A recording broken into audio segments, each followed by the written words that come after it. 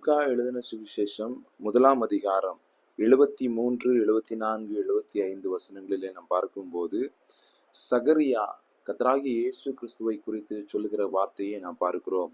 ஆதி முதற்கொண்டிருந்த தம்முடைய பரிசுத்த தீர்க்கதரிசிகளின் வாக்கினால் தாம் சொன்னபடியே, ஆமென். கர்த்தருடைய வசனம் சொல்லுகிறது, அவர் தாம் சொன்னபடியே தம்முடைய தீர்க்கதரிசிகளினால் தமக்கு, ஆமென், இயேசு கிறிஸ்துவுக்கு முன்பாக வந்த ஊழியர்களின் மூலமாய் அவர் சொன்னபடியே, வாக்கு தத்தம் பண்ணபடியே, தீர்க்க தரிசனம் உரைக்கப்பட்டபடியே, ஆமென், ஜனத்தை சந்திக்கும்படியாகவும் மீட்கும்படியாகவும் சத்துருக்களுக்கும் பகைவர்களுக்கும் நீங்களாக்கி ரட்சிக்கும்படியாகவும் தேவன் இந்த உலகத்திலே ஒரு இரட்சணிய கொம்பாகிய இயேசு கிறிஸ்துவை இந்த உலகத்திற்கே கொண்டு வந்தார். அதைத்தான் இந்த நாட்களிலே கிறிஸ்துமஸ் என்று சொல்லி நாம், ஆமென், அந்த பண்டிகைகளை நாம் கொண்டாடி கொண்டிருக்கிறோம். கிறிஸ்து இந்த உலகத்திலே வந்து பிறப்பதை ஏற்கனவே தாம் சொன்ன தீர்க்க தரிசனங்களிலே ஏற்கனவே தாம் வாக்குரைத்தபடியே கர்த்தர் அனுப்பினார். வேதாகமத்தில எல்லா காரியங்களையும் நாம் பார்க்கிறோம். ஆமென். கர்த்தர் எதையும் சொல்லி செய்கிறவராய் இருக்கிறார்.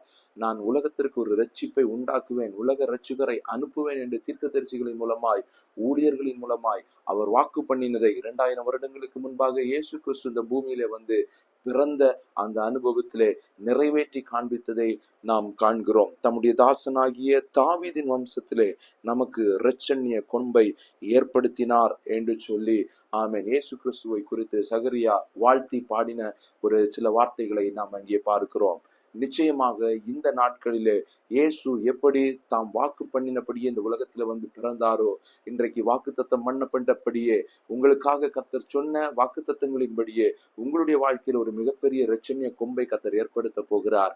இந்த நாள், ஆமென், இந்த கிறிஸ்துமஸ் பண்டிகை நாட்கள் உங்களுடைய வாழ்க்கையில் ஒரு பெரிய இரட்சணியத்தின் நாட்களாய் கர்த்தர் உங்களை அபிஷேகத்தை நடத்துவாராக.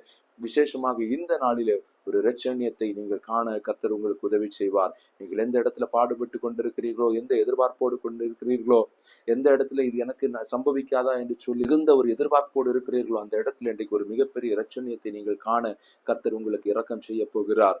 நம்புங்கள், கர்த்தரை விசுவாசியுங்கள், ஜெபியுங்கள், கர்த்தரை உயர்த்துங்கள். உங்களுடைய வாழ்க்கையில இன்றைக்கு ஒரு இரட்சணியம் உண்டாகும். கர்த்தர் உங்களை ஆசீர்வதிப்பார்.